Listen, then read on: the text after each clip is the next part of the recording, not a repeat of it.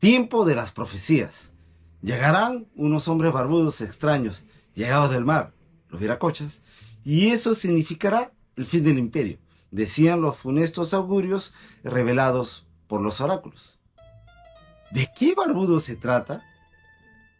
¿Y cómo se acaba con un imperio de piedras?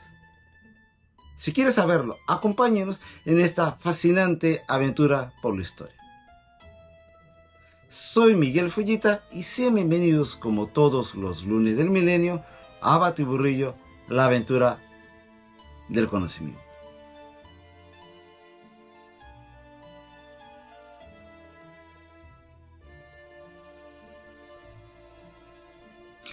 Esta es la segunda entrega del Dossier Perú. La primera entrega, Pachacútec y Pizarro, dos hombres de su tiempo, la pueden ver aquí. Y sin más preámbulo, comenzamos. El Zapa Inca Huayna Cápac sabía que sería el último soberano coronado del imperio, ¿no? Y que la ruina de este estaba cerca. Cuenta la leyenda que al parecer murió de una rara enfermedad, posiblemente viruela, traída por aquellos forasteros venidos de no se sabe dónde. Muerto el viejo Inca, el reino se lo disputaron dos de sus hijos, el cusqueño Huáscar y el quiteño Atahualpa, lo que devino en una cruenta guerra de sucesión. La suerte se decantó finalmente por Atahualpa y sus tropas quiteñas, y Huáscar fue preso en el Cusco.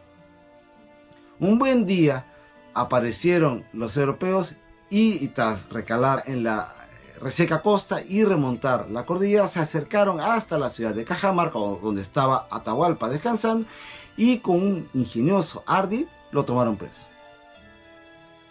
Con el Inca prisionero y a buen recaudo, un grupo de invasores se dirigió a Cusco, la capital del imperio, mientras en el camino se reunían contingentes fieles a Huáscar. Este último fue asesinado por Atahualpa, y el Inca cautivo en Cajamarca corrió igual suerte al ser ajusticiado por sus captores. Descabezado el reino, los españoles tomaron el poder y abolieron el Estado Inca.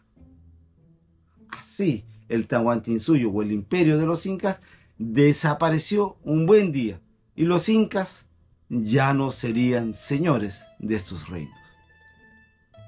Les fue impuesto una lengua, una cultura y una religión diferente, y ya no había vuelta atrás.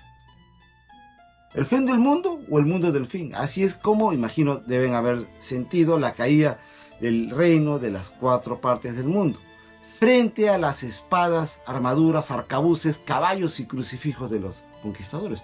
Imaginemos, ¿acaso?, a esas gentes que vieron derrumbarse el único mundo que conocían. No, un choque de dos culturas, dos cosmovisiones, dos universos paralelos. Un verdadero cataclismo, el Pachacútec, el fin de un ciclo cósmico. Luego se instala la gobernación de Nueva Castilla y la de Nueva León, y tras unas luchas intestinas se fusionan estas en una sola en el año de 1542 y nace el Virreinato del Perú. Ahora bien, la administración del territorio hizo explícita la división entre los conquistadores y conquistados, con dos regímenes de administración. Nos estamos refiriendo a la República de Blancos y por otro lado a la República de Indios. Este orden social daba todos los privilegios a los españoles y en su defecto a los hijos de estos, los criollos. Por su parte, los indios eran considerados como objetos, mercancías de compra y venta y con una mirada paternalista. Además, eran asignados a un encomendero, un peninsular que debía proporcionarles vivienda y sustento. Y en contraprestación, eran mano de obra y propiedad del mismo por un periodo indefinido. En la práctica, supuso una suerte de esclavitud colonial y estrategia de dominio del vasto territorio colonial. El estado de cosas en el Virreinato del Perú, antes, durante y después, propició la corruptela, el mantenimiento de privilegios de los peninsulares, el trato injusto a indios y a negros y una insoportable carga tributarias para las grandes mayorías. La estructura colonial se expresa en dos hechos básicos. Primero, orden y jerarquía social divide la población. Dos, la economía interna está en función de las exigencias de la metrópolis.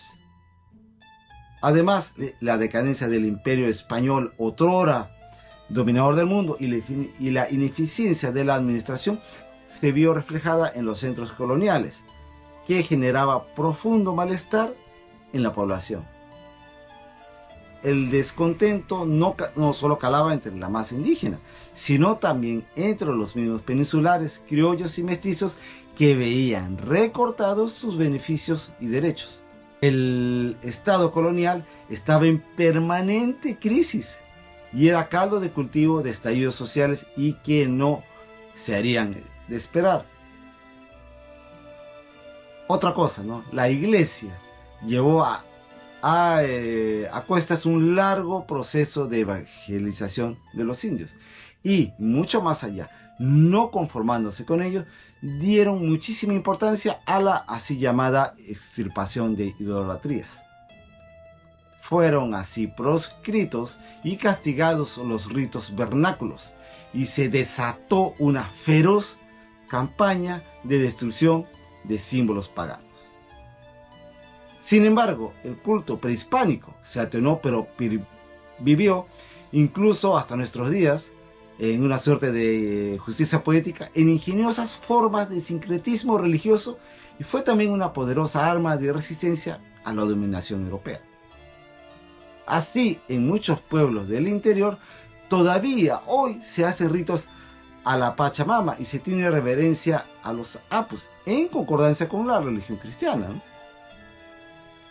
Otra forma de resistencia ideológica al invasor fue el Taqui Onjoy, la llamada así enfermedad del canto, que fue un movimiento de resistencia anticolonial, que propugnaba el abandono de las creencias religiosas cristianas y el retorno a las raíces primigenias, es decir, a los dioses naturales. Apareció allá por el año de 1560 y se denominó también la rebelión de las huacas. Según esta concepción, las huacas despertarían del letargo, vencerían al dios cristiano y todo habría de retornar al equilibrio universal. Este movimiento fue vigorosamente combatido por la colonia y sus líderes fueron neutralizados. Aproximadamente en el siglo XVIII apareció el mito de Incarrí, que narra desde la perspectiva vernácula la conquista del Tahuantinsuyo. Hay que señalar que hay muchas versiones del mito, ¿no? Pero una de las más conocidas dice que cuando los españoles llegaron a estas tierras, Incarrí, contracción de Inca Rey, fue apresado por España Rey, contracción de España Rey. Incarrí fue martirizado y su cuerpo descuartizado. Sus miembros fueron dispersos por los 4 suyos. La cabeza está en el Cusco. Ojo, y la cabeza de Incarrí está viva y su cuerpo está regenerándose. Y cuando se dé el próximo Pachacútec, Incarrí, ya entero de cuerpo, vencerá a los invasores y se restaurará la armonía en el mundo. ¿Qué les parece? La dominación europea en lo que fue el imperio de los incas no estuvo exenta de rebeliones, tanto de los indígenas como de los mismos españoles contra el poder central. Así tempranamente tenemos la figura de la rebelión de Manco Inca, ¿no? Este joven vástago de Huayna Cápac fue ungido como inca por los españoles, pero en realidad fue un monarca títere, un simple vasallo de la corona española, ¿no? Y fue designado como soberano solo para contentar a la población indígena. Sin embargo, no fue sino cuestión de tiempo para que el joven inca renegase de la alianza con los españoles y les hiciese frente. Asedió sin éxito la ciudad del Cusco y un ejército suyo hizo lo propio con la recientemente fundada Ciudad de los Reyes. Ante la llegada de refuerzos, se retiró a la zona de Vilcabamba, en Cusco, donde estableció su feudo independiente hasta que fue asesinado por un grupo de renegados españoles. Le sucedió Zaire Tupac, luego Titu Cusi Yupanqui y finalmente Tupac Amaru, quien es combatido, capturado y ejecutado por los españoles. Con este último intento termina el reducto de los incas de Vilcabamba y la zona es asimilada en plenitud al virreinato. A mitad del siglo XVII aparece la figura mítica de Juan Santos Atahualpa en la selva del Cusco, con un importante movimiento de rebelión que se extendió hasta la selva y Sierra Central. Esta insurrección causó preocupación, como no, en la administración colonial, y aunque se enviaron varias expediciones punitivas, nunca pudo ser sofocada. Sin embargo, el accionar rebelde cesó misteriosamente, probablemente por la muerte de su escurridizo líder.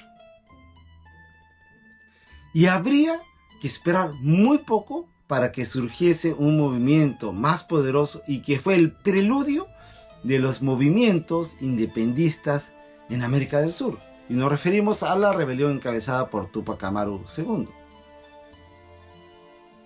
José Gabriel Condorcanqui, quien tomó el ilustre nombre de un antepasado, Tupac Amaru I, ¿se acuerdan? El inca de Vilcabamba, fue un cacique o curaca cusqueño que encabezó en el año de 1780 la rebelión indígena más importante que se dio en tierras americanas.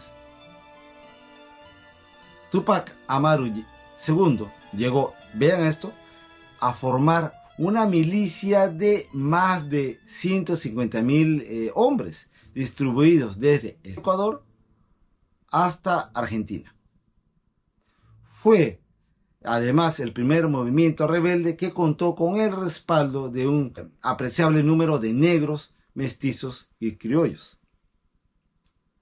Los objetivos de los rebeldes era terminar con los abusos de los españoles que obligaban a los indios a trabajar en las minas, obrajes, plantaciones y a pagar onerosos tributos.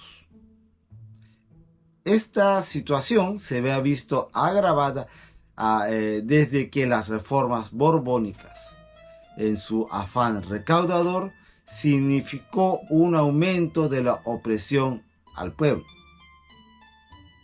La rebelión tuvo sus primeros triunfos militares, ¿no?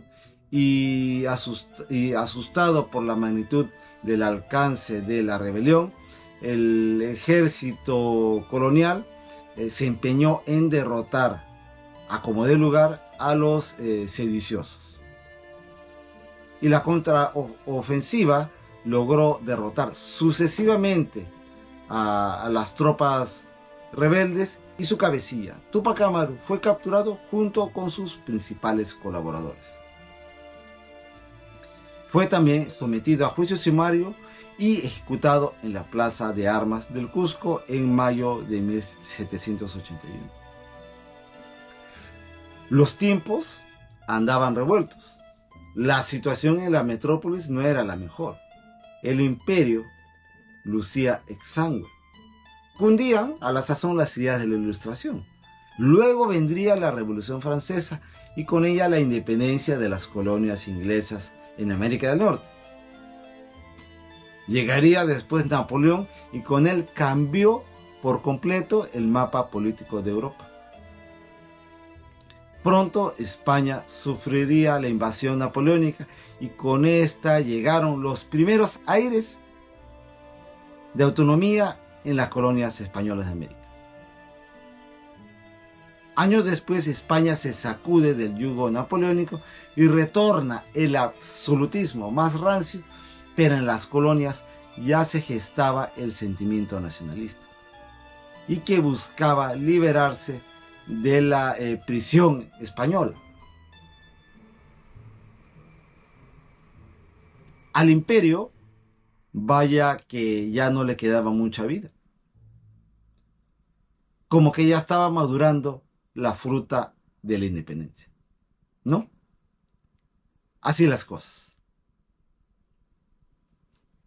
Eso es todo por hoy, amigos. Si fue de vuestro agrado, regáleme un me gusta, comente y comparta. Muchas gracias. Síganos a través de las redes sociales y les invito a que se suscriban a este canal.